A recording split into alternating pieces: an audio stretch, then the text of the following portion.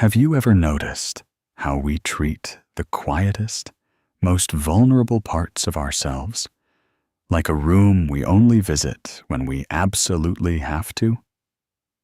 We go about our days, managing our routines, talking to people, and building our lives. We smile when we are supposed to smile. We answer when we are spoken to. And we keep our feet moving forward on the path expected of us. But beneath all that daily activity, beneath the laughter and the casual conversations, there is a heavy, unspoken door. Behind it lies a deep, aching loneliness. Not necessarily because we are physically alone right now, but because a part of us has felt entirely solitary for a very long time. It is the place that carries the weight of every moment someone didn't show up, didn't understand, or simply wasn't capable of meeting our emotional needs. Most of the time, we walk past this door and pretend it isn't there. We throw ourselves into our work. We fill our schedules until there isn't a single open hour left. Or we keep a constant stream of background noise playing in the house just so we don't have to sit with the silence. We tell ourselves that if we just stay busy enough, if we keep looking forward and never look back, that room will stay locked, and the pain inside will eventually just fade away on its own. But emotions don't work that way. They don't disappear just because we refuse to look at them. Instead, that quiet ache sits in the dark, waiting, growing heavier and more profound with every single year that passes. We often try to fix this deep sense of isolation by looking outward, hoping someone else will arrive with the key. We seek constant reassurance from our friends. We pour all of our energy into making other people happy. Or we desperately search for a connection that will finally make us feel safe.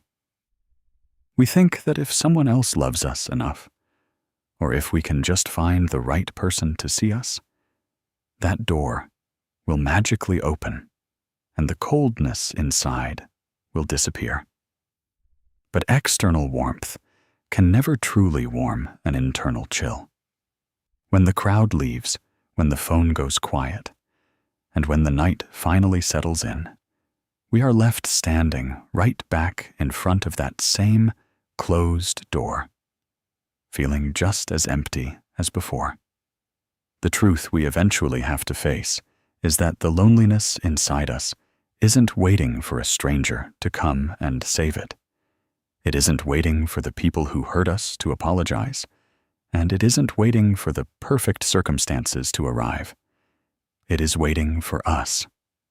It is waiting for the adult you are today to stop running away from the child you used to be. Every time we distract ourselves, every time we judge our own sadness, or tell ourselves to just get over it, we are locking that door from the outside all over again. We are repeating the exact same abandonment that caused the wound in the first place.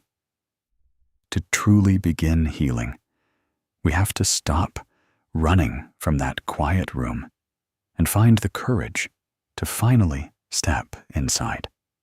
We have to be willing to turn the handle, push the door open, and sit down on the floor in the dark with our own pain.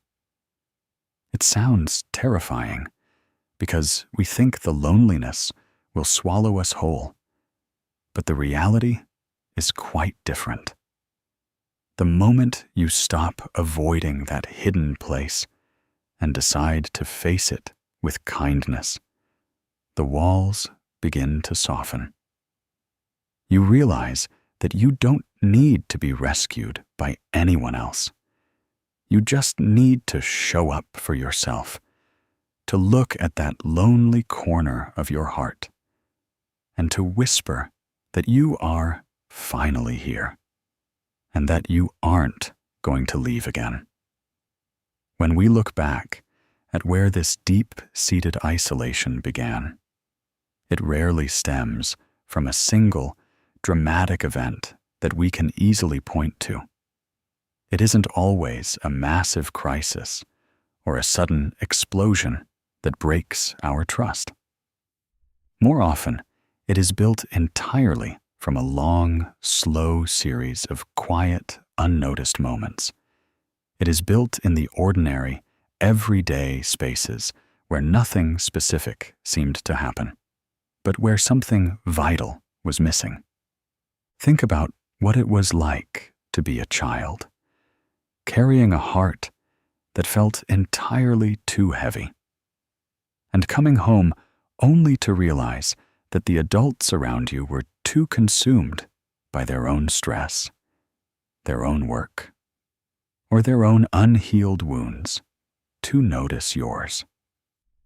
You might have sat at the kitchen table, watching the light fade outside the window, tracing the small patterns in the wood with your finger, carrying a sadness or a fear that felt absolutely massive for your small shoulders.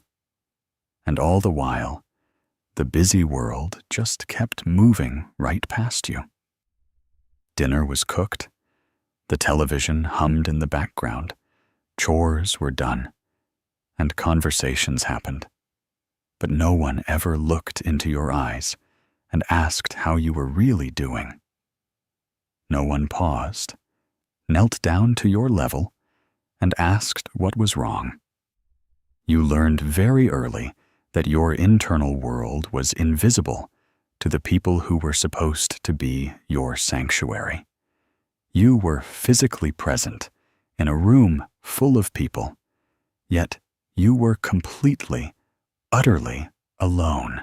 In those quiet, repeated moments, a subtle but profound shift happens inside a developing mind. When the people who are responsible for protecting, guiding, and comforting us are emotionally absent or unavailable, we don't actually stop loving them. Children cannot afford to stop loving their caretakers.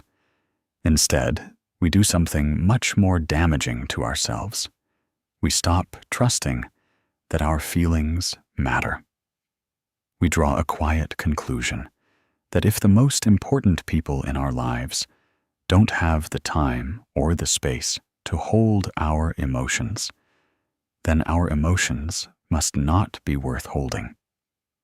We learn to tuck our sadness, our fears, and our longings deep into our pockets, believing that showing them will only burden others, cause tension, or lead to further rejection. We learn to become small, to become quiet, and to make as few demands on the world as possible. We adjust to the emotional neglect by making a silent decision, deep down in the dark, that we are entirely on our own in this life. We tell ourselves that it is safer to expect nothing from anyone than to ask for warmth and be met with a blank stare or a frustrated sigh. And that heartbreaking decision, made out of pure survival by a child who just wanted to be seen, becomes the hidden blueprint for how we treat our hearts for decades to come.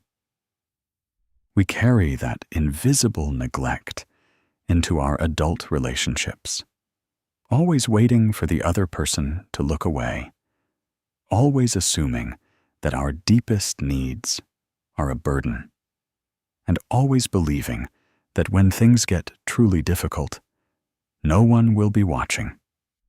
As we grow into adulthood, that early self-reliance transforms into a badge of honor.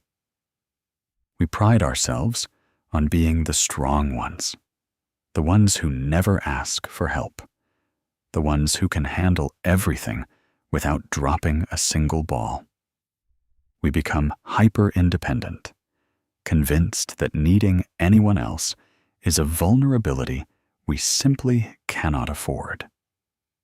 If a friend asks how we are doing, we automatically respond that everything is fine, even when our inner world is crumbling. We take pride in the fact that we can fix our own problems, carry our own weight, and get through the hardest nights without leaning on a single soul.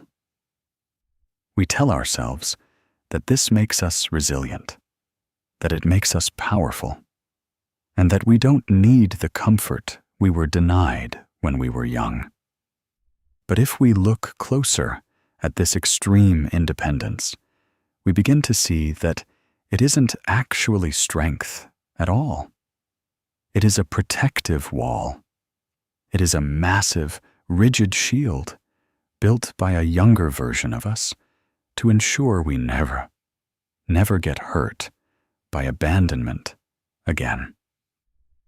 It is the defense mechanism of a child who learned that relying on others only leads to disappointment. So they decided to become their own parent, their own protector, and their own island. Carl Jung captured this dynamic beautifully when he observed, "Everything that is unconscious is projected."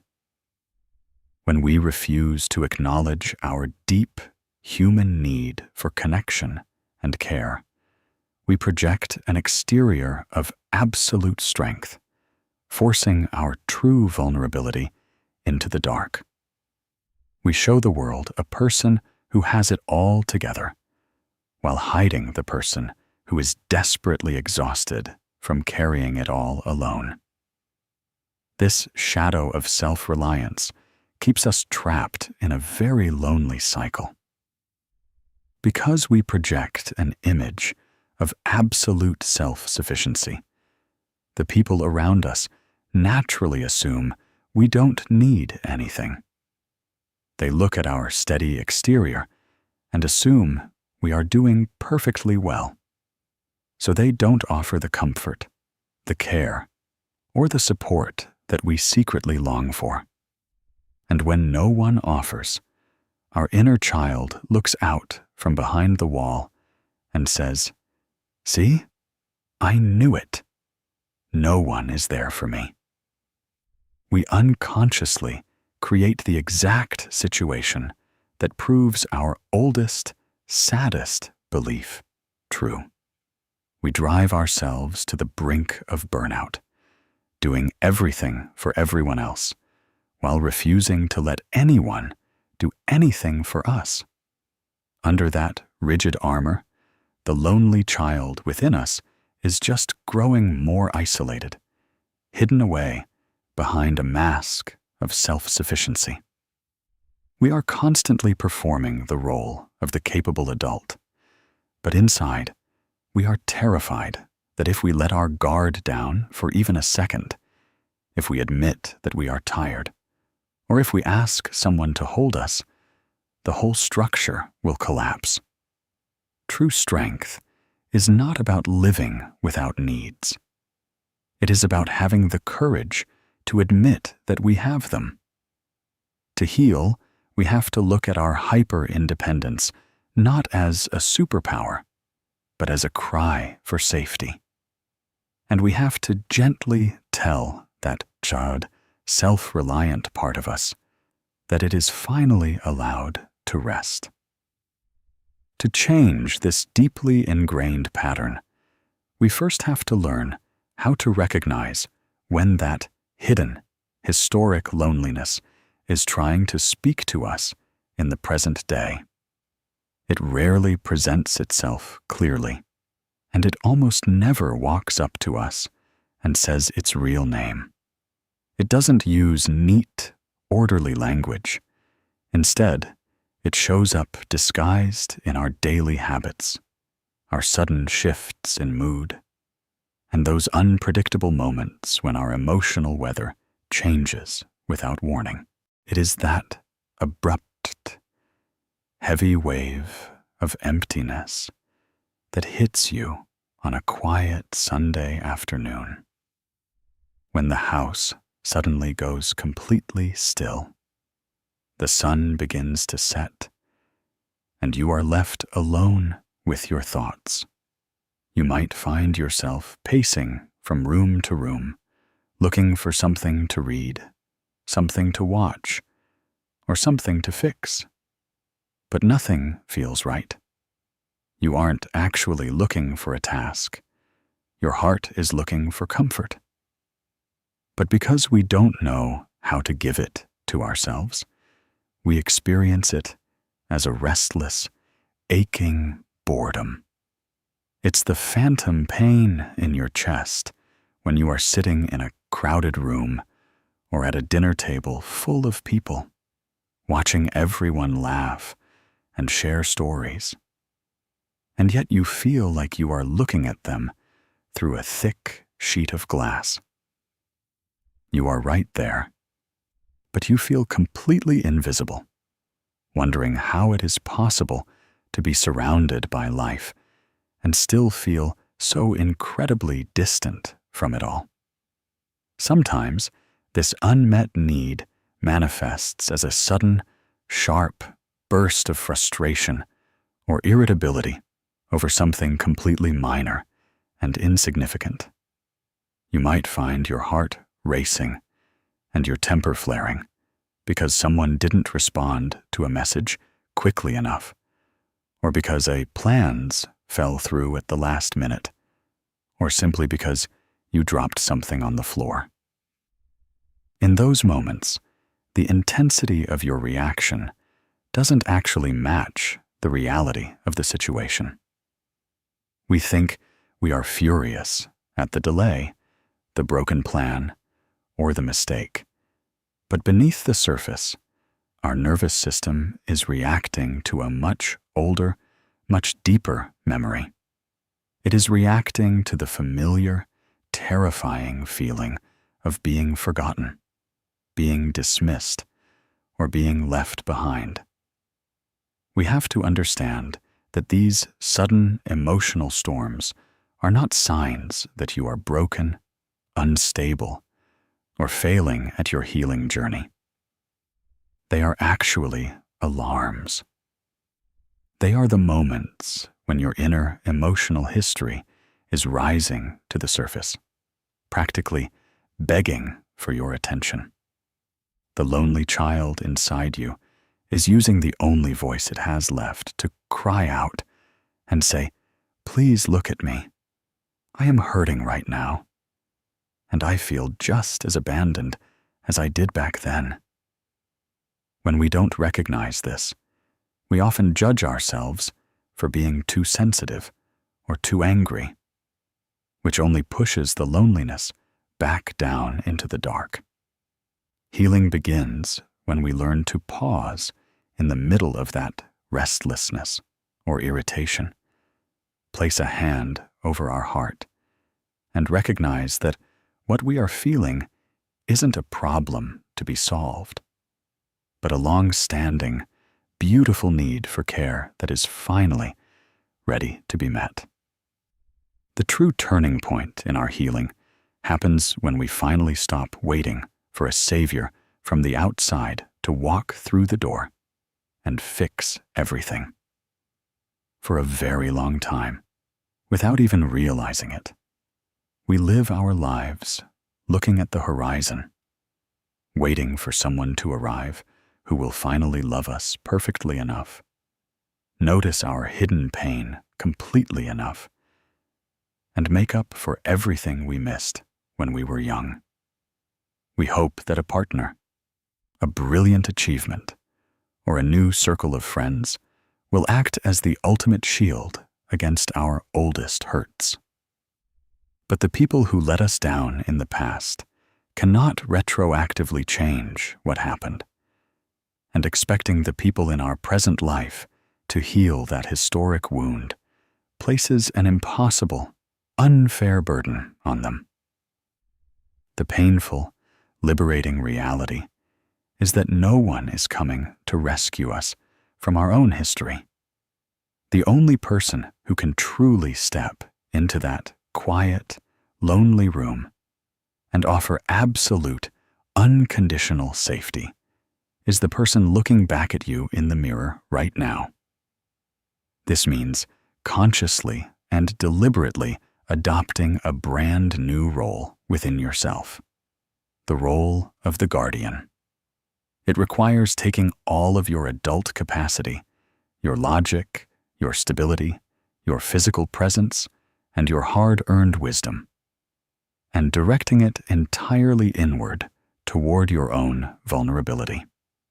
Think about how you would treat a child who was left entirely alone in a dark, unfamiliar place.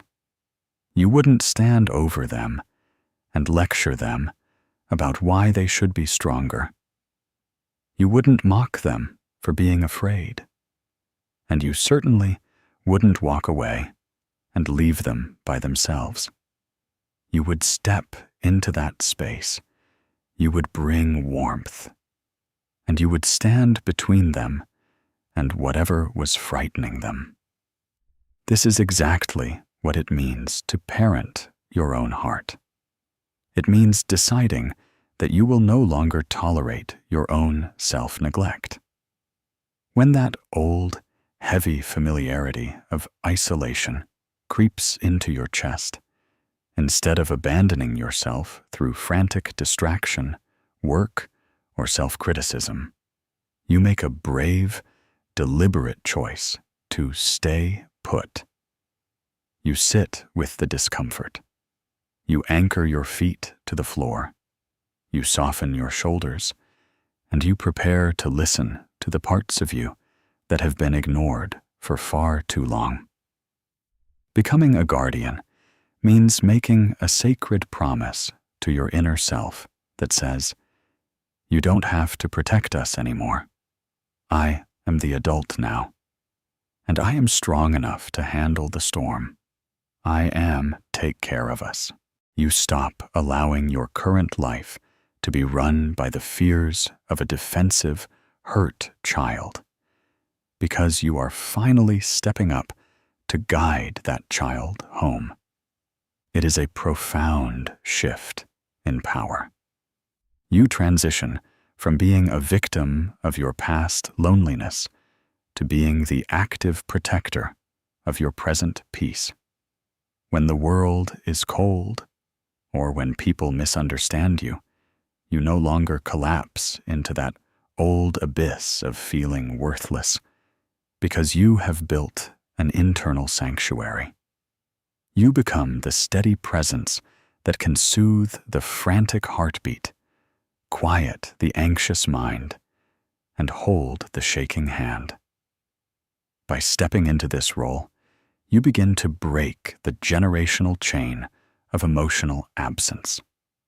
You become the loving parent, the fierce protector, and the gentle guardian that you always needed, but never had, proving to your own heart that it is finally safe, finally defended, and deeply, truly protected.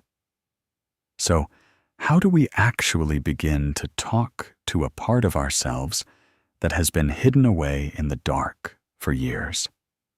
How do we build a bridge to a lonely place within our own chest that has forgotten what care even feels like? It doesn't require complicated psychology, specialized terminology, or perfect, poetic words. It requires something much simpler and much rarer: genuine, steady presence. When you feel that familiar ache of loneliness rise up, imagine turning toward it the exact same way a patient, compassionate mentor would turn toward a distressed person who has reached their absolute limit. You don't judge them, you don't look at your watch, You don't tell them to get over it, and you don't try to immediately fix their problem. You just pull up a chair, sit down right beside them, and let them know they are no longer alone in the room. The language of presence is not about finding a magical cure. It is about offering your undivided attention to the hurt you usually run from.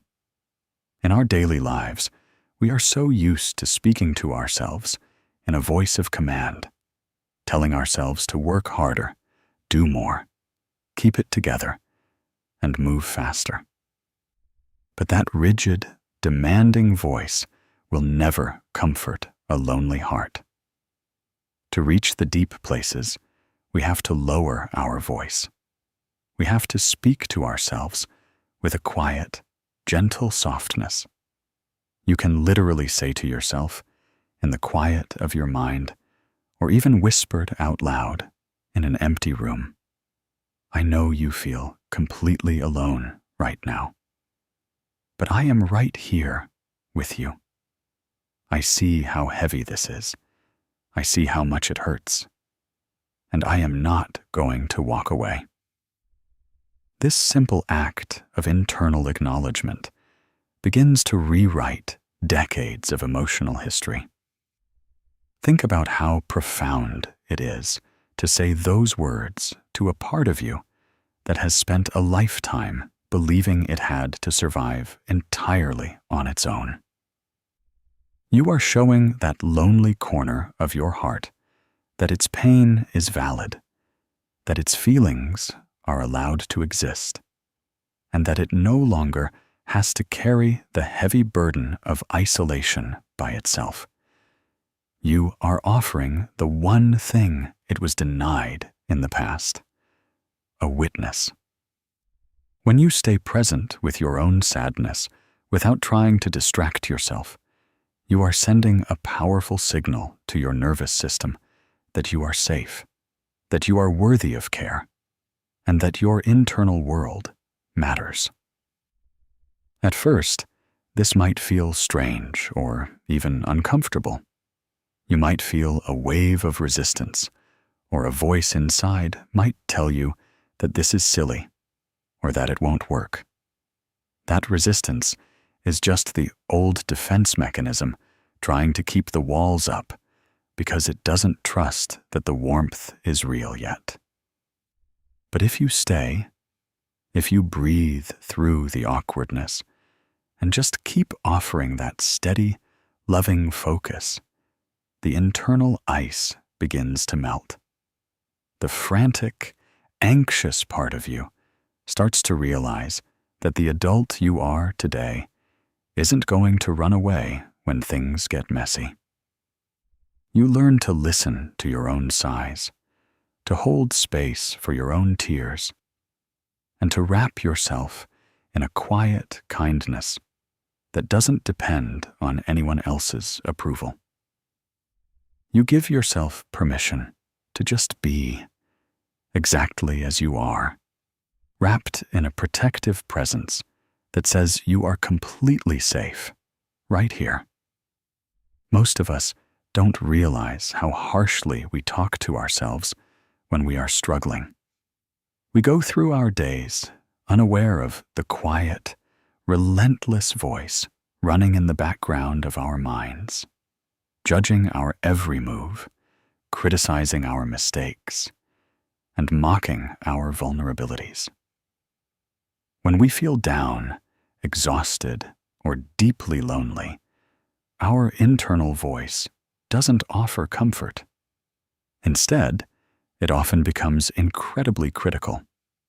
It tells us we are being too sensitive, that we are being pathetic, that we should be much further along in our journey by now, or that we have absolutely no right to feel this way because other people have it worse.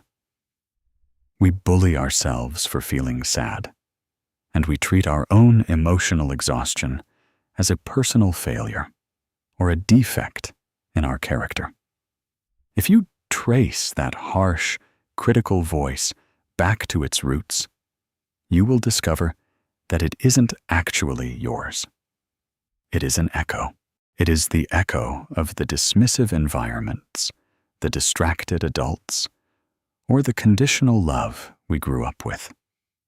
When we were young, and our emotional needs were met with violence, frustration, or irritation, we internalized that response. We learned to treat ourselves the exact same way we were treated. Every single time you judge your own sadness, every time you force yourself to smile when you want to cry, and every time you tell yourself to just snap out of it, you are essentially repeating the original neglect that hurt you in the first place. You are stepping into the role of the person who didn't show up for you, and you are abandoning yourself all over again. Healing requires us to actively step in, interrupt this painful cycle, and fundamentally change our inner monologue.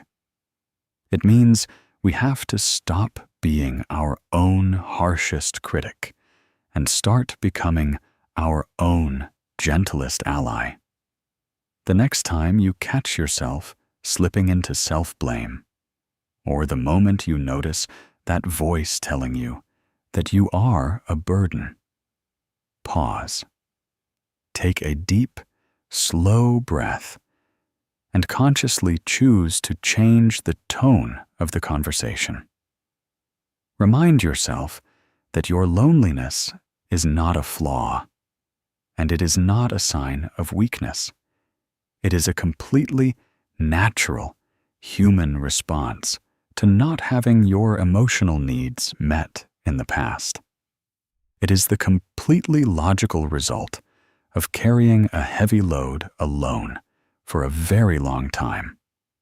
Replace the old criticism with a tone of quiet understanding, the kind of voice you would use with someone you deeply care about who is having a heart-breaking day. Instead of asking yourself, "What is wrong with me?" try asking, "What part of me is hurting right now? And how can I help it feel safe?"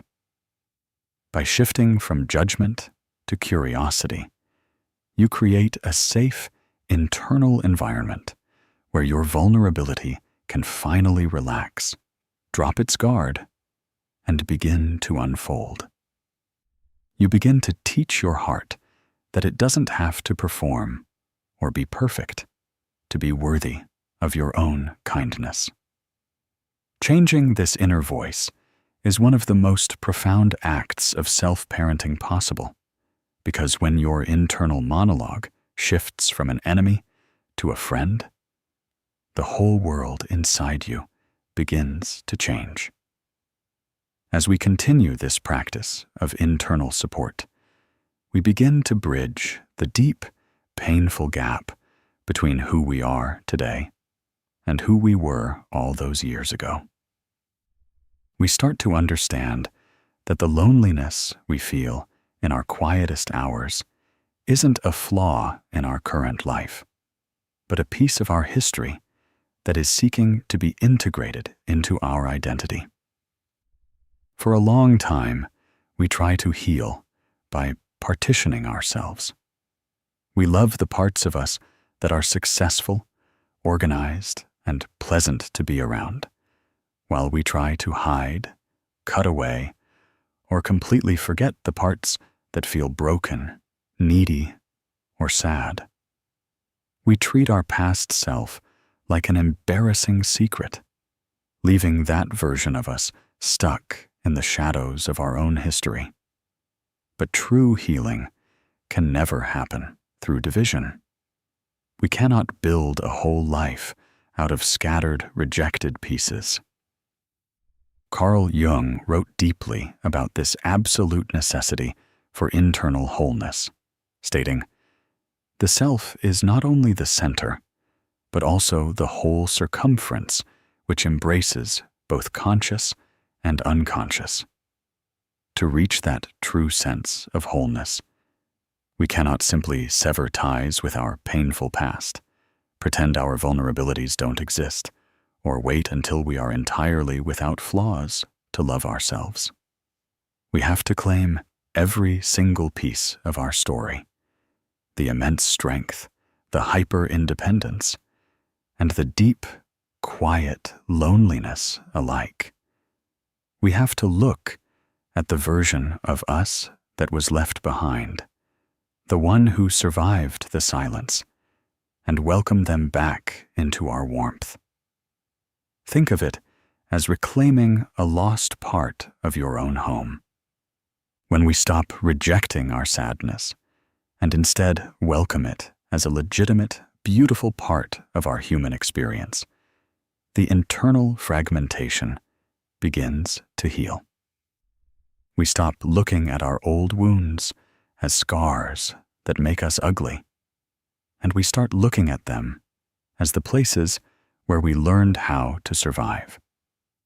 When you integrate these fragmented pieces, you no longer feel like a divided person, pretending to be okay while hiding a dark secret underneath.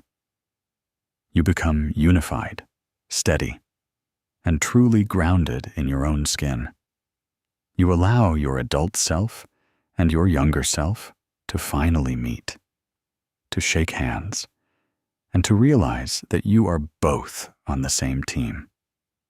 This integration brings a profound sense of peace that nothing in the outside world can shake.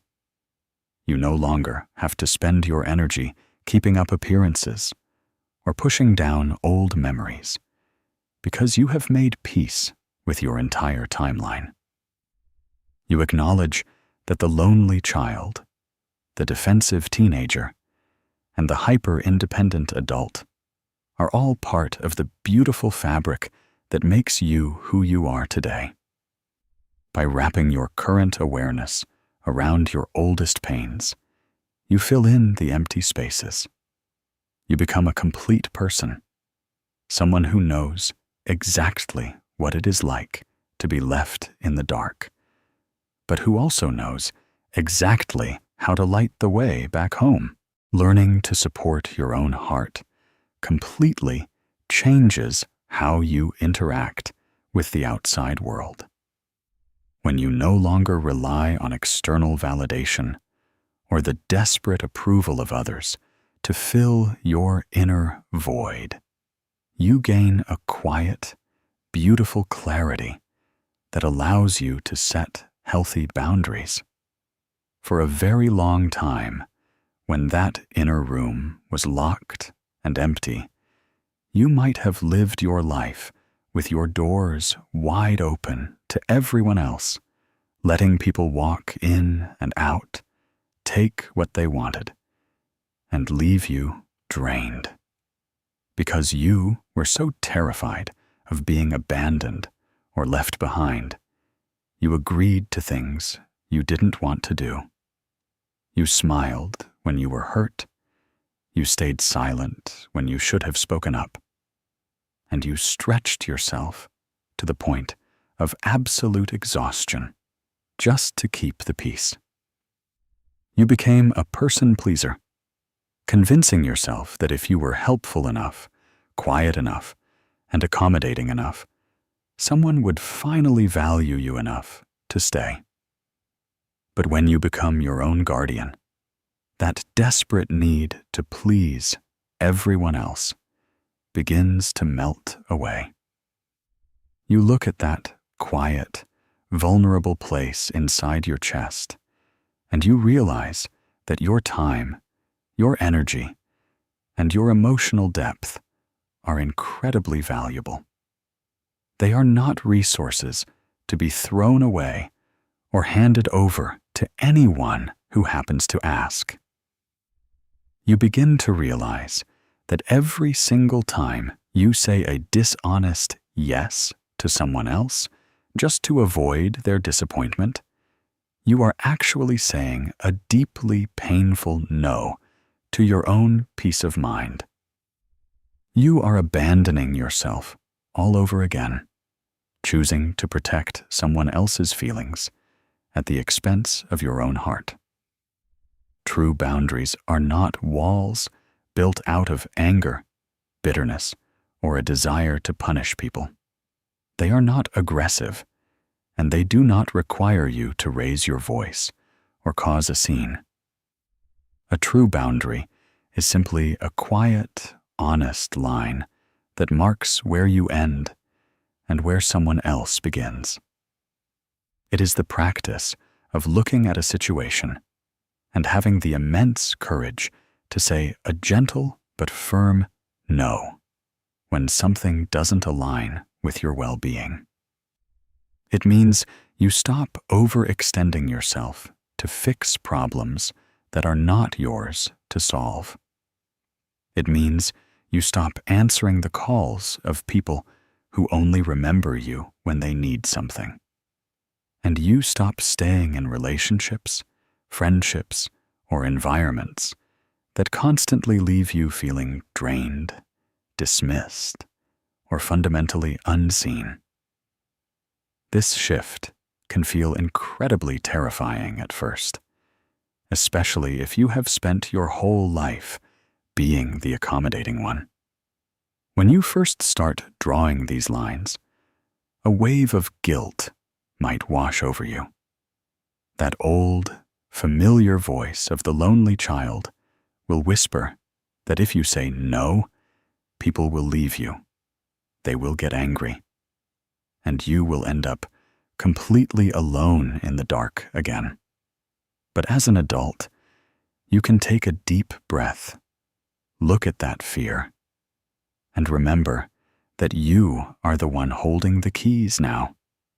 You can tell that anxious part of yourself, it is okay if they walk away.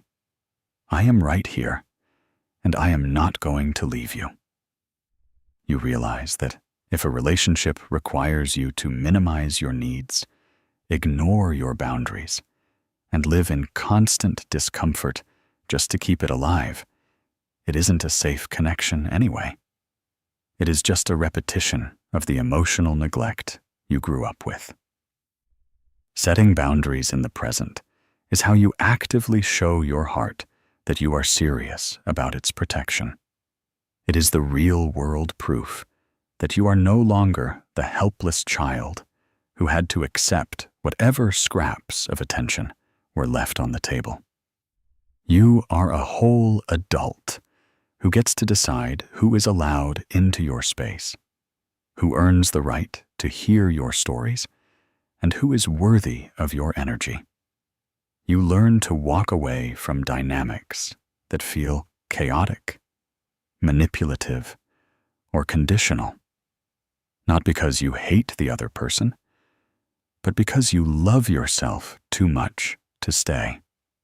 Protecting your peace becomes second nature because you have made a sacred, unbreakable commitment to never abandon yourself again, no matter how much pressure the world puts on you to fold. You stand tall in your own truth, knowing that boundaries are not selfish.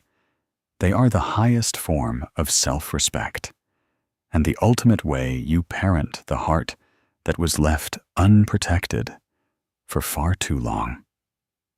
Healing from deep, historic loneliness is not a process that happens overnight, nor is it about reaching some perfect, distant state where you never feel sad, lost, or isolated ever again. It is not about erasing your past or pretending that the quiet, empty rooms of your childhood never existed. The human heart is vast, and feeling lonely from time to time is simply part of the beautiful, fragile experience of being alive. The true transformation doesn't happen because the sadness completely vanishes. It happens because you change your relationship to that sadness when it does arrive.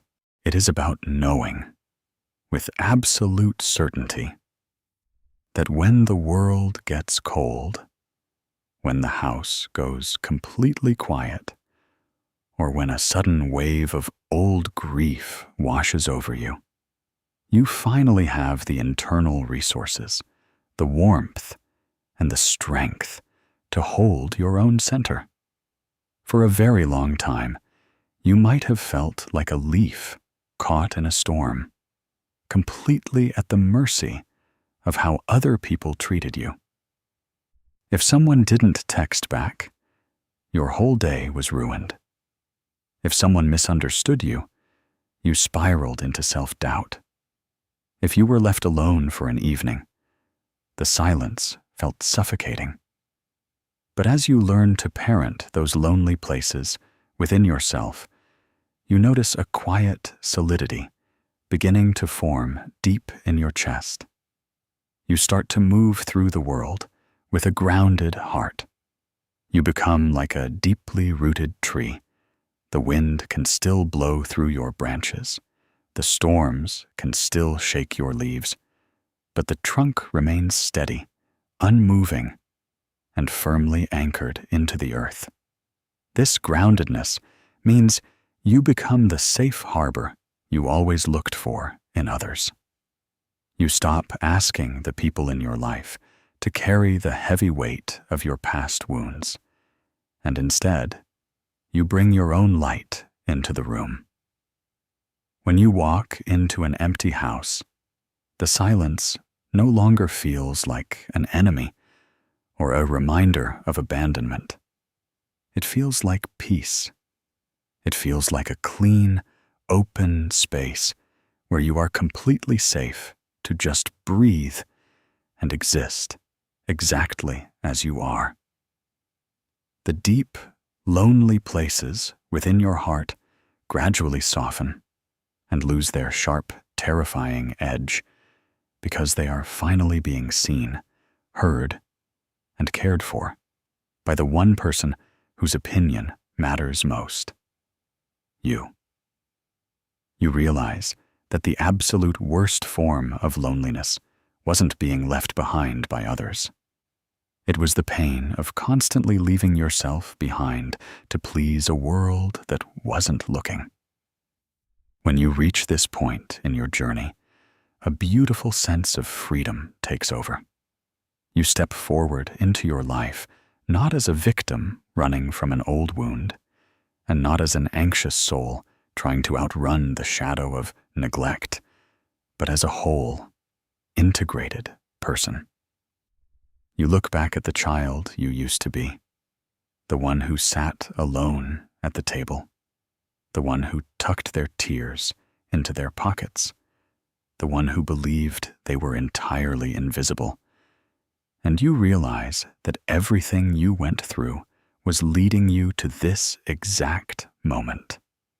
You were the one you were waiting for all along.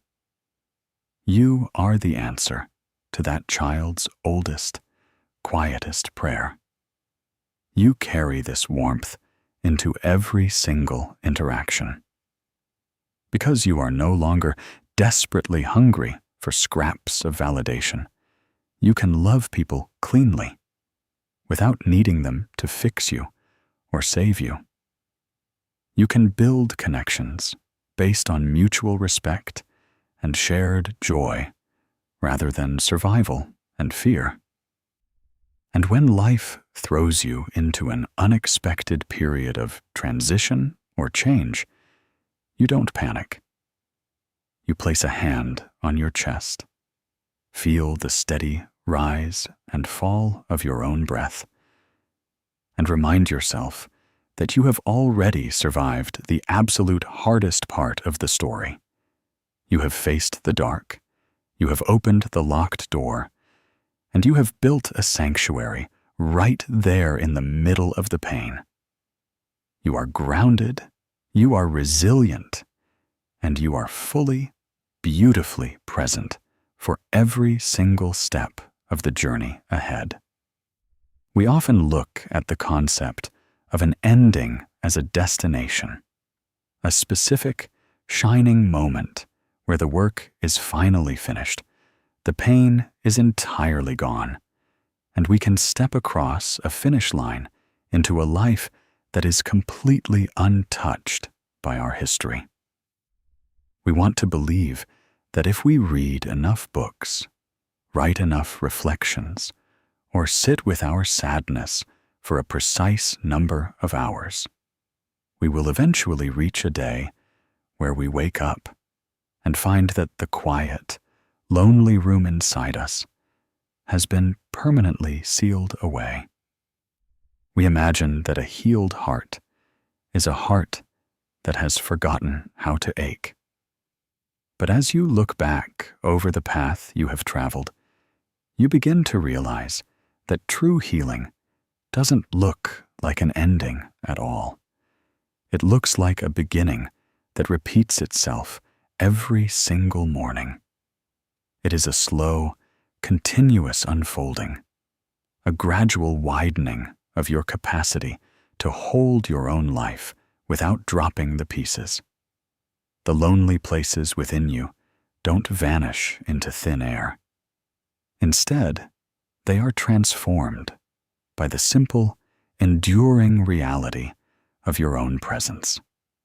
The heavy, locked door behind which you used to hide your vulnerability doesn't need to be demolished. It just needs to be left open, letting the cool air circulate and allowing the natural light of your current awareness to finally shine into the corners. Think about the sheer amount of energy it used to take just to keep that door closed. Think about the invisible weight you carried through every conversation, every job, every relationship, and every quiet evening, constantly on guard, constantly making sure that no one, not even you, saw the raw, unpolished truth of your isolation. It was an exhausting way to live, an endless performance of absolute self-sufficiency that left you running on empty while smiling for the crowd.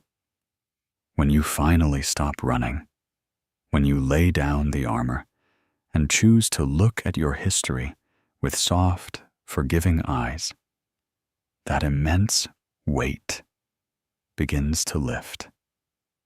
You regain access to the energy you spent hiding from yourself, and you can finally use it to build a life that feels authentic from the inside out. The beauty of this journey is that it changes how you see your entire timeline. You no longer look back at the years of emotional neglect or the moments when no one was watching with a sense of pure, suffocating bitterness. The sorrow of what happened doesn't completely disappear, but the anger softens into a deep, profound reverence for your own survival. You look at that younger version of you, navigating a cold or distracted environment with nothing but their own small instincts, and you feel an overwhelming wave of gratitude. They didn't have a guide, they didn't have a guardian, and they didn't have the words to explain what was breaking inside them. Yet they found a way to carry the flame of your life all the way to this present moment. They hid the vulnerability away because that was the only way to keep it safe from a world that wasn't ready to cherish it. Your historic loneliness wasn't a mistake or a curse. It was the quiet, protective wrapping around your most sacred self until you were mature enough to become its true protector. This realization brings a different kind of strength, not the rigid, hyper-independent armor that pushes people away, but a flexible, resilient groundedness that allows you to stay open to life. You no longer view your sensitivity as a liability or a flaw that needs to be trained out of you. You recognize that the very capacity that makes you feel loneliness so deeply is the exact same capacity that allows you to experience profound joy, intense creativity, and genuine empathy for others who are still lost in their own dark rooms. By parenting your own heart, you don't become unfeeling. You become unshakable. You learn to honor your limits, to listen to the quiet warnings of your body, and to treat your emotional fatigue not as a personal failure, but as a gentle invitation to rest and return to your center. As you step forward into the chapters that have not yet been written, you carry a quiet confidence that cannot be given or taken away by anyone else. You know what it is like to look into the abyss of your oldest abandonment and decide with absolute certainty that you will be the one who stays. You have built a sanctuary within your own skin, a warm, lit kitchen table where every fragmented, tired, or fearful piece of your identity is always welcome to sit down and be heard. You are no longer waiting for the phone to ring to know that you matter, and you are no longer searching the faces of strangers to find a reflection of your own worth. The world will still have its seasons of silence. There will still be moments when plans fail, when connections shift, or when the night feels entirely too long. But when those moments arrive, they will no longer carry the terrifying echo of your childhood neglect. They will just be moments. You will take a slow, deep breath, place a hand over your heart, and feel the solid, undeniable reality of your own adult presence. You will look into the quiet spaces of your soul and realize that the room you locked away is no longer dark, cold, or forgotten. The windows are open, the light is streaming through, and you are finally, truly, completely at home with yourself.